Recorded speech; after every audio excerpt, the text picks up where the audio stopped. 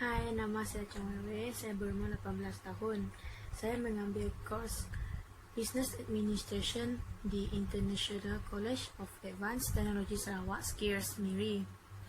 Hari ini saya ingin mengongsikan pengenalan kemahiran membuat keputusan.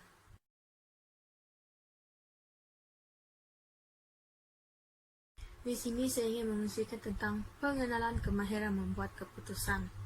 Membuat keputusan ialah sesuatu tindakan yang diambil secara sedar daripada pelbagai alternatif dengan tujuan mencapai hasil yang diharapkan. Messi pada tahun 1987 merupakan aktiviti pemilihan dari pelbagai alternatif dan merupakan nadi dalam perancangan ini menurut Cohn and Danner pada tahun 1978. Selain itu, proses membuat keputusan adalah proses memilih pilihan yang logik daripada pilihan yang tersedia, di mana dalam proses membuat keputusan yang baik, setiap individu tersebut mestilah menjangkaui pemikiran ke arah negatif dan positif terhadap setiap pemilihan yang dibuat ataupun lebih mengutamakan alternatif yang dipilih.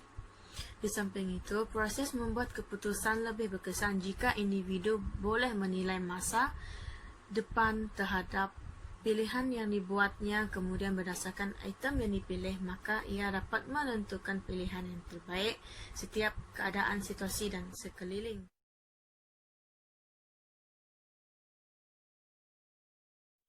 Apakah maksud keputusan?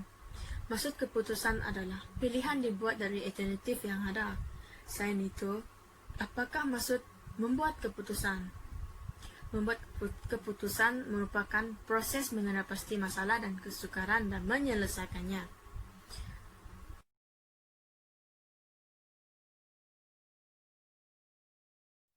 Di dalam kemahiran membuat keputusan ini terdapat 3 situasi membuat keputusan, yaitu situasi pertama, situasi mudah, situasi kedua, situasi sederhana, dan situasi ketiga, situasi rumit.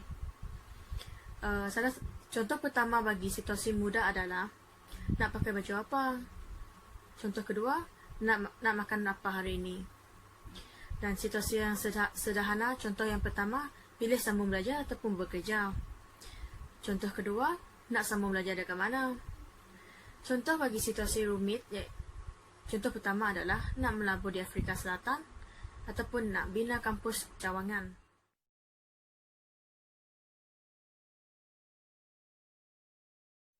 Seterusnya adalah perbezaan antara program dan non-program decision. Yang pertama adalah certainty, iaitu kepastian. Yang kedua, risk, risiko.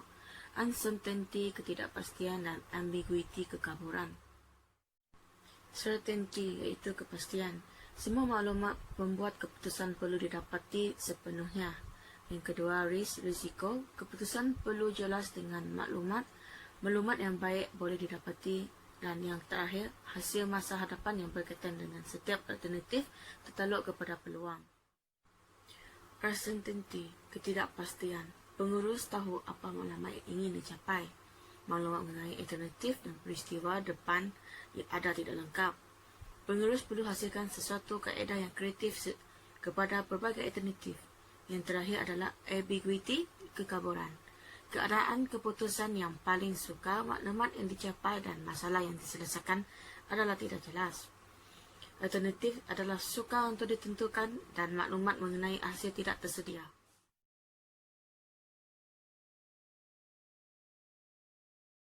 Seterusnya, perkara-perkara yang akan saya kongsikan kepada rakan-rakan adalah ciri-ciri membuat keputusan.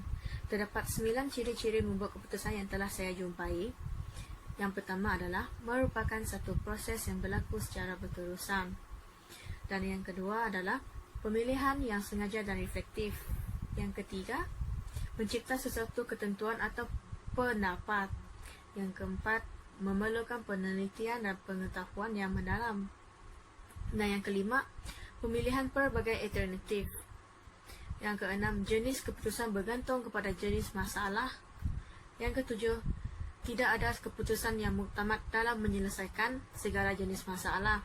Yang kedelapan, pengumpulan maklumat yang tetap.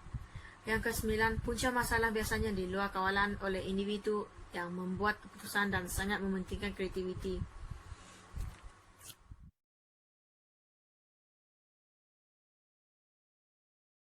seterusnya adalah kategori keputusan. Kategori keputusan ini dibahagi kepada dua, iaitu program decision dan non-program decision.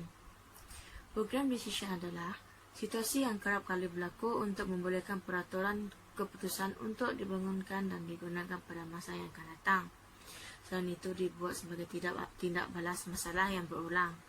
Contoh situasi bagi program decision adalah kaca televisyen di rumah pecah tekanan bola. Cara penyelesaiannya adalah ayah menghantar televisyen tersebut ke kedai untuk dibaiki. Yang kedua adalah non-program decision.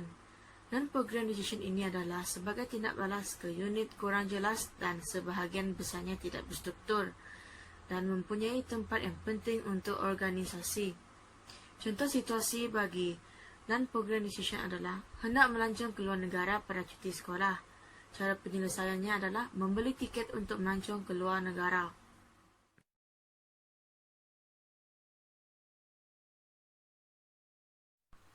Apakah yang akan menjadikan keputusannya yang baik? Yang pertama adalah pengalaman. Yang kedua adalah kecekapan. Yang ketiga adalah ketepatan maklumat. Dan yang keempat adalah analisa yang betul.